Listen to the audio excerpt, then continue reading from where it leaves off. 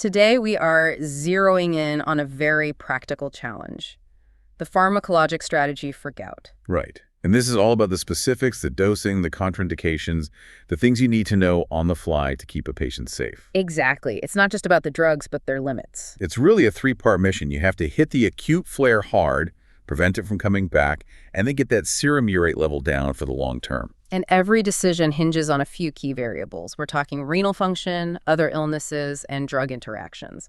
So let's start with the acute flare. How do we put out that fire? Okay, so let's talk colchicine. It's a go-to, but it has a really narrow therapeutic index. So what's the precise dosing for an acute flare? You start high, then pull back fast. It's 1.2 milligrams by mouth at first. Then, just 1 hour later, another 0.6 milligrams. And after that initial 1-2 punch? After that, you drop to 0.6 milligrams once or twice a day. You'll continue that for about 7 to 10 days to really knock out the inflammation. That loading dose is no joke. But the real danger zone with colchicine is the kidneys.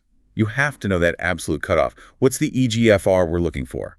The hard stop is severe chronic kidney disease. We define that as an eGFR under 30 milliliters per minute. If you miss that, you're looking at major toxicity. Major toxicity? And beyond the kidneys, what about drug interactions? What specific class can make colchicine so dangerous? Oh, yeah.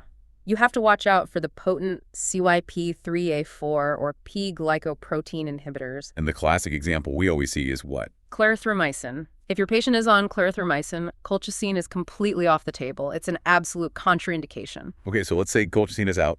The next pivot is often steroids.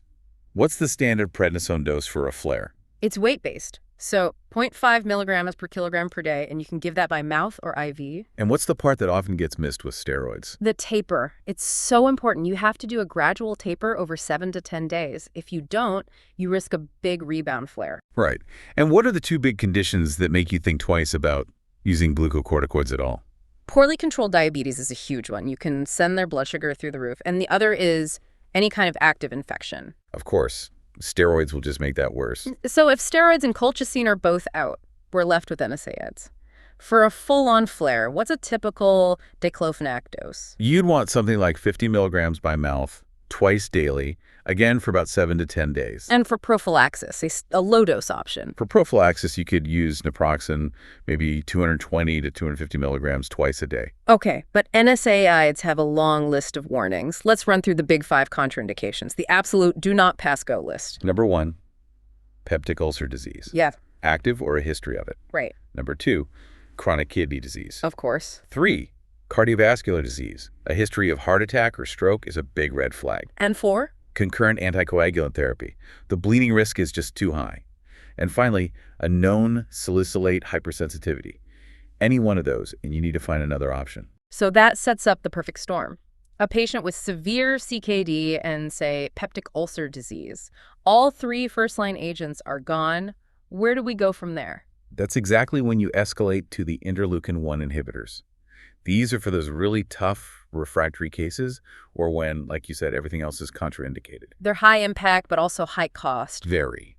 And you need to know the single-dose regimens for canakinumab. That's a single subcutaneous dose of 150 milligrams. Or rilonacept. Rilonacept is also a single subcutaneous dose, but it's a range, usually 160 to 320 milligrams. And despite the different drugs, they all share one universal contraindication. Active infection. Active infection, always. You're suppressing a part of the immune system, so an infection is an absolute no-go. Okay, what about the older agent, corticotropin or ACTH? Still an option. It is in some very specific complex cases.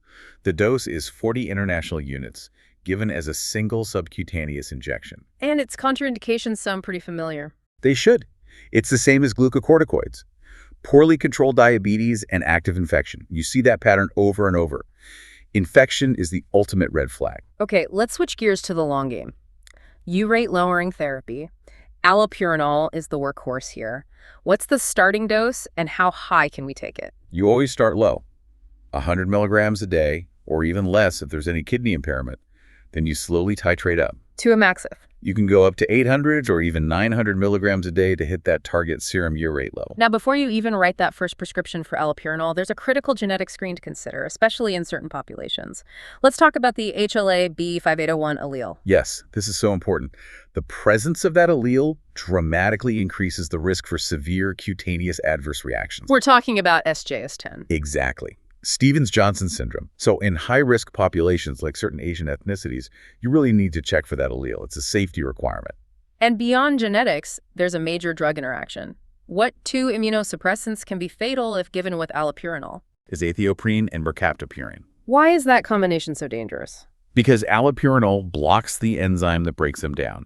The drugs build up to toxic levels, and you can get fatal bone marrow suppression. They are absolutely 100% contraindicated together. Okay, moving on to Febuxostat. What's the typical dose range for that?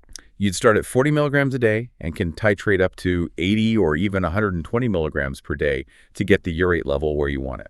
And what about the uricosuric agents like Probenecid? How do we start that? Again, start low and go slow to be kind to the kidneys. 250 to 500 milligrams twice a day is a good start.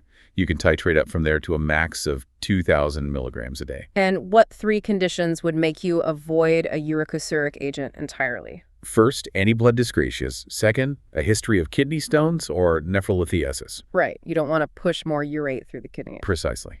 And third, active peptic ulcer disease. Got it. So we've covered the individual drugs. Let's put it all together with some key management rules. What is the single most important thing you must do when starting any urate-lowering therapy? You have to start flare prophylaxis at the exact same time. You can't just start the allopurinol by itself. Never. That initiation period is when the risk of a flare is highest. So you cover them with low-dose colchicine or an NSAID while you're starting the ULT. And throughout all of this, what two organ systems do we need to be monitoring constantly? It's always renal and hepatic function. Always. They dictate your drug choices, your doses, your toxicity risk. You have to keep checking them. So to circle back, when exactly is it justified to use that interleukin-1 blockade? It's your last resort. It's for when the conventional agents, NSAIDs, colchicine, steroids, have either failed to work or, more commonly, you just can't use them because of the patient's other health problems. And one last detail. If you are using a low-dose steroid for prophylaxis when starting a ULT, what's the recommended daily dose? You want to keep it low. Around 5 to 10 milligrams of a prednisone equivalent per day is the standard. Okay. So we've covered a lot of high-yield numbers here. The 1.2 milligram colchicine load, the EGFR cutoff of 30, the HLA-B5801 screen. Knowing these specifics is what prevents major problems. It is. And when you look at how the contraindications overlap, the infections, the kidney disease, the diabetes, it really narrows your options. So here's a final thought for everyone listening. You have a patient with a brutal flare. Their EGFR is 25, and their diabetes is completely out of control. How do you choose the single safest way to manage their pain when every standard option carries a massive risk? That's where knowing these details really matters.